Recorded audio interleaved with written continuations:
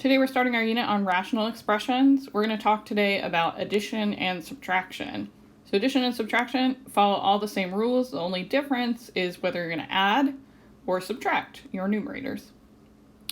So if we remember how we do this with fractions, then adding and subtracting rational expressions is the exact same thing we're going to do that we did when we added, subtracted regular fractions. So remember, rational, we just got this root word ratio, is just basically our fancy math word for fraction. So in particular, a rational means that we are going to have a variable on the denominator. So a rational expression has a variable in the denominator. So, for example, 1/2 is not a rational. X over 5, well, it is a fraction, is not a rational expression, but 5 over x would be a rational expression. So we're looking for stuff that has the variable in the denominator. Okay. So recall, when we add and subtract fractions, the fractions must have common denominators. And if they do, then we just add or subtract the numerators and keep the denominator. Then we just have to reduce the resulting fraction when possible. So let's look at an example. So these two have a common denominator already. So we're going to subtract our numerators. 5 minus 1 is 4. And then we keep our denominator, it's 6. Then we simplify, and remember, when we simplify, what we're really doing is sort of factoring and then cancel. So simplify, once we're here, means to factor and then cancel. So 4 is 2 times 2, 6 is 2 times 3, we cancel, and we end up with 2/3. So that's how we did it for just fractions where you have numbers. Here we're going to work with rationals, and these are all rationals because we have a variable in the denominator. See how we have these x's in all of our denominators. That's what makes them rational. So the nice thing about this one is we have a common denominator. These are both 5x, so that means our result is going to be over 5x, and then we're just going to add, because that's our operation. 2 plus 8 gives us 10. Now we just need to simplify. Remember, simplify really means factor and then cancel. So how do we factor 10? Well, 10 is 5 times 2. 5x is really 5 times x, right? Notice we have a 5 and a 5. Cancels, and we get 2 over x. And that's our solution. Let's try our next one. So here, yet again, look at our denominators. They are exactly the same. X minus 3, x minus 3. So that means our result is going to have x minus 3 as the denominator. Then we are going to subtract, because that's our operation, 4x minus x. We're doing 4x minus x. And so remember, this is really 4x minus 1x. So that means we're going to be left with 3x. And so we want to simplify. And remember, that means factor, then cancel. And so if we try to factor this, we have 3 times x over x minus 3. Remember that x minus 3 is like one thing. So we don't have anything in common. And so the big mistake we make sometimes is to say we have an x and an x on top. That's not true. We have an x on top, and we have an x minus 3 on the bottom. So those two things are not the same. We cannot simplify this.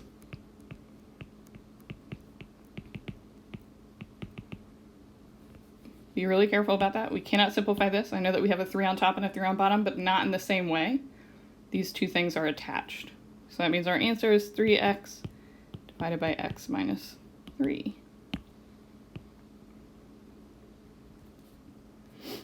All right, let's look at our last one. So here, the interesting thing about this is we have a binomial on the numerator and denominator. Remember, binomial means two terms. So there's two terms on the top and two terms on the bottom. But just like our other examples we're going through right now, we have a common denominator, which is good. So that means we're going to end up with x squared minus 4 on the bottom. Now we need to add our numerator. So we have 8x minus 3 plus 3x plus 9.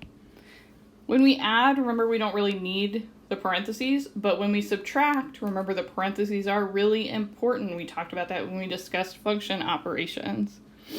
So how do we add binomials? We combine like terms. So our like terms, we have 3x and 8x makes 11x, and then we have negative 3 plus 9, it's going to give us plus 6. If we want to simplify, remember simplify is 2 steps. Factor, then cancel. Our numerator is linear. Why is it linear? Because it's degree 1. So the only way we could factor this is if we had a GCF. And there's no GCF of 11 and 6. So this is what our numerator looks like no matter what. Our denominator is quadratic. Why is it quadratic? It's degree 2. This is also a difference of squares. Hopefully we're getting better at identifying those. This is x squared minus 2 squared, so we can actually factor this to x plus 2, x minus 2. And so if we look, I'm going to highlight each of our different factors. This is our factor on top. On bottom we have 2 different factors, and none of them are the same. So none of them are going to cancel. So again, we cannot simplify this one. So that means our solution to this problem was our original 11x plus 6 divided by x squared minus 4. So in all of our previous examples, we had a common denominator. So the question becomes, what do we do if their denominator is not the same? Well, just like when we were working with fractions, we need to find a least common denominator. So let's look at an example. If we have something like 1/4 plus 5/6 and we want to find the least common denominator, what we're going to do is look at the factors of our denominators. So we have a denominator of 4, which we can factor as 2 times 2.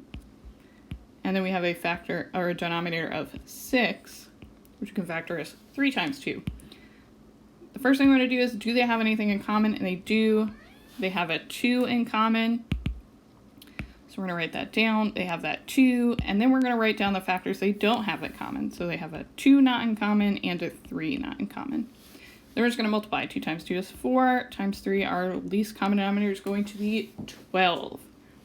So now we need to make our denominators 12 in our original problem. So our least common denominator is 12. How do we make 4 12? Well, we're going to multiply times 3, and then to make 6 12, we're going to multiply times 2. 1 times 3 is going to give us 3, and 4 times 3 will give us 12. For our second fraction, 5 times 2 is going to give us 10. 6 times 2 will give us 12. Once we get here, we're going to keep our denominator. It's going to be 12, and add our numerator. 3 plus 10 is 13. So that is our solution. If you don't get a least common denominator and you just get a common denominator, then that just means that you're going to have to do some additional simplification. Let's look at this one really quickly if we didn't do least common denominator. So 1/4 plus 5/6. Worst case scenario, we can always just multiply our denominator together. 4 times 6. And then on our other one, we're going to have 6 times 4. And when we do that, we end up with 6 over 24 plus 20 over 24 gives us 26 over 24. Now we just need to simplify. These are both divisible by 2. 2 times 13. 2 times 12. Our 2's will cancel and we get 13 over 12, which is the same answer we got before. Finding a least common denominator just helps us sort of be more efficient. So with that being said, let's do some practice finding those least common denominators. So we have 2 fractions here. We're going to find the least common denominator. So let's look at our first one is 7x squared. So let's write that out as a bunch of factors. So we have 7 and 2 x's. 7 is prime, so we can't do anything about that. All right, let's look at our next one. 28x. 28x, all right. Well, since we have a 7 here, let's see if we can get a 7 out of 28, and we can. 7 times 4 times x. So what do they have in common? They both have a 7. They both have an x. So what they have in common is 7x, and then we're also going to put in what they don't have, our uncommon factors, x and 4. We multiply that all together, we get our least common denominator, 7 and 4, 28, x and x squared. So our least common denominator is 28x squared. Let's look at our next one. So let's look at our denominators. We've got x minus 5. So x minus 5. Can we factor that? No, it's just x minus 5. All right, our other denominator, x plus 4. Can we factor that? No, it's linear. It's just x plus 4. So the question is, do they have anything in common?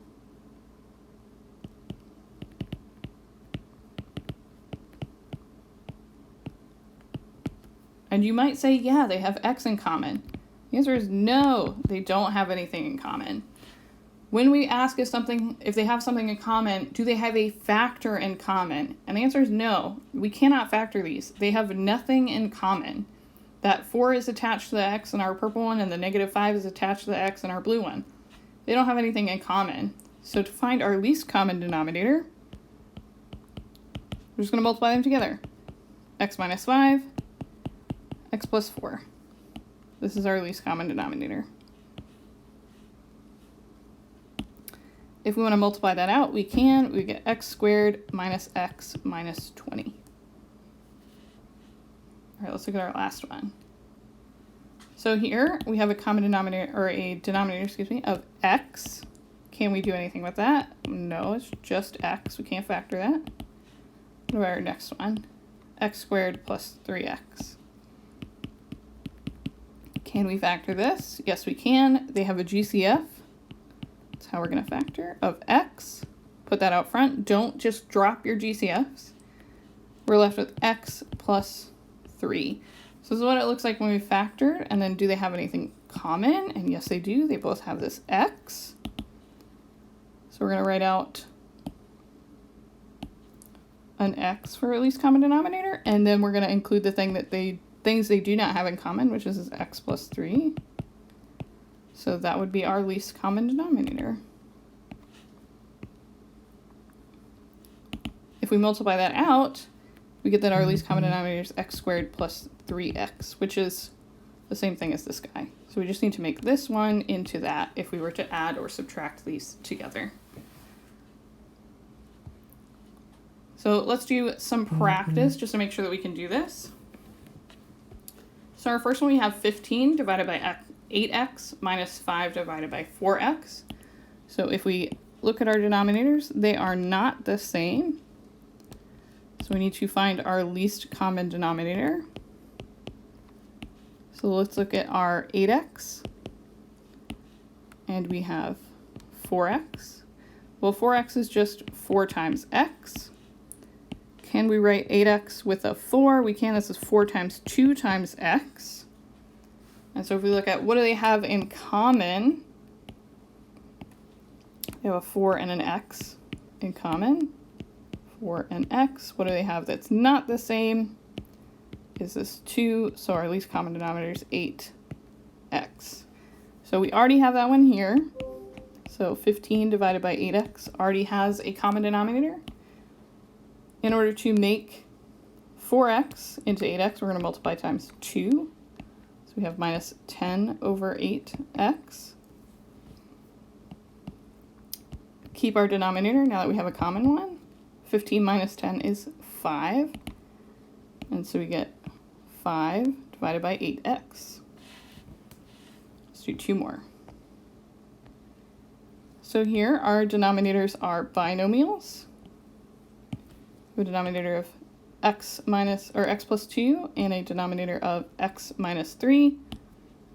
So we saw a similar example to this. If we want to find our least common denominator, x plus 2 and x minus 3 have nothing in common.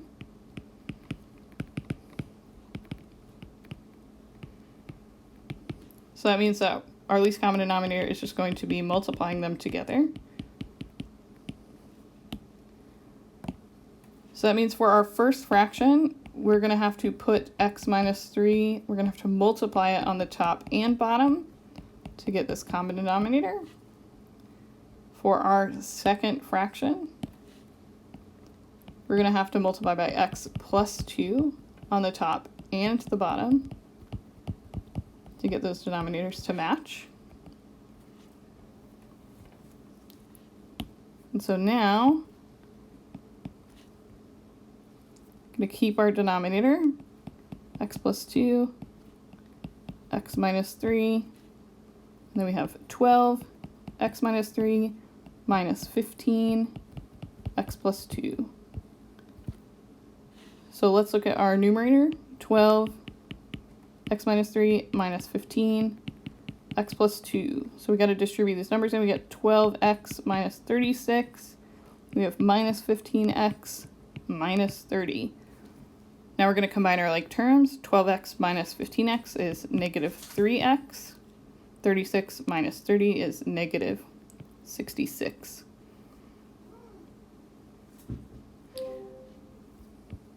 So that means we have negative 3x minus 66 divided by x plus 2, x minus 3. Now we just need to check if we can simplify.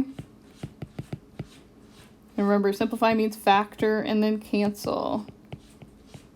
So our denominator is already factored, which is nice.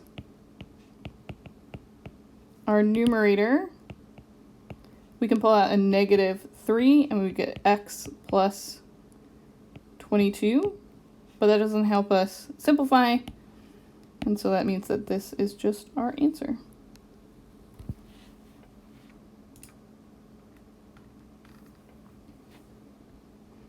Let's do one more. All right, so we have our two denominators. We've got x squared minus 5x. We've got x minus 5. So if we look at x minus 5, well, that is just x minus 5. We can't factor that. If we look at x squared minus 5x, though, we can factor that. We have a GCF, x, and then we've got x minus 5. So looking at our two, what do they have in common? They have in common x minus 5. And then they have one thing not in common, which is this x. So our common denominator is actually going to be x times x minus 5, or x squared minus 5x, which means that our first one just stays the same. Whereas our second one, in order to get this, we need to multiply our top and bottom by x, and we get 3x on the top, x squared minus 5x on the bottom. Then we're just going to combine it. We get x squared minus 5x, and on top we have x minus 4 minus 3x. Then we just combine like terms. Minus 3x and x is negative 2x minus 4 divided by x squared minus 5x. Let's check if we can simplify.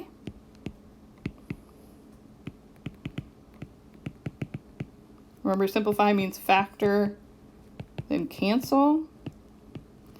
On the numerator, we can pull out a negative 2 and get x plus 2. Our denominator, we actually already know what that looks like factored from finding our least common denominator. We have x times x minus 5. Nothing cancels. So that means that this is our solution.